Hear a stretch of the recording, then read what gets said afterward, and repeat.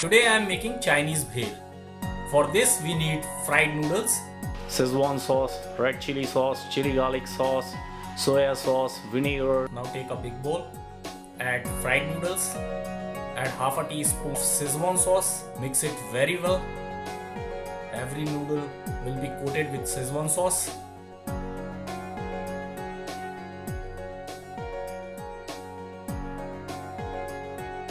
Now add half a teaspoon of green chili sauce, mix it again. Add little very finely chopped cabbage, mix it again.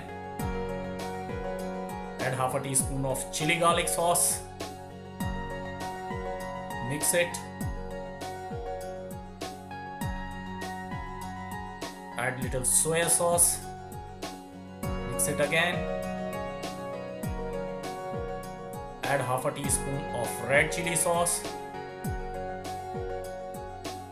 few drops of vinegar.